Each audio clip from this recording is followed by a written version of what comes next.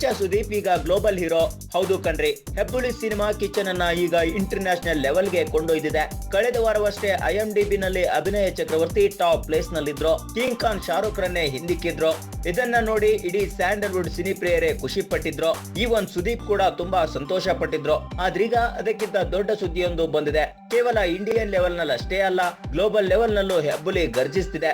Global ranking ನಲ್ಲಿ ಹೆಬ್ಬುಲಿಗೆ 5ನೇ ಸ್ಥಾನ ಸಿಕ್ಕಿದೆ. ಫಸ್ಟ್ ಪ್ಲೇಸ್ ನಲ್ಲಿ ದಂಗಲ್ ಇದ್ರೆ 2ನೇ ಪ್ಲೇಸ್ ನಲ್ಲಿ ದೀಪಿಕಾ ಅಭಿನಯದ XXX ಸಿನಿಮಾ ಇದೆ. ನಂತರ 3 ಮತ್ತು 4ನೇ ಸ್ಥಾನದಲ್ಲಿ ಹಾಲಿವುಡ್ ಸಿನಿಮಾಗಳೇ ಇದ್ದು 5ನೇ ಪ್ಲೇಸ್ ನಲ್ಲಿ ಕಿಚ್ಚ ರಾಕ್ ಮಾಡ್ತಿದ್ದಾರೆ.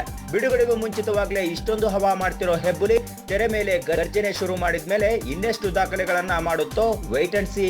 ನಮ್ಮ ವಿಡಿಯೋ ನಿಮ್ಗೆ ಇಷ್ಟ ಆದ್ರೆ ಶೇರ್ ಮಾಡಿ, ಲೈಕ್ ಮಾಡಿ, ಕಮೆಂಟ್ ಮಾಡಿ. ಮತ್ತೆ ನಮ್ಮ ಚಾನಲ್ ಕಲರ್ಸ್ ಟಾಕೀಸ್ಗೆ ಸಬ್ಸ್ಕ್ರೈಬ್ ಮಾಡಿ.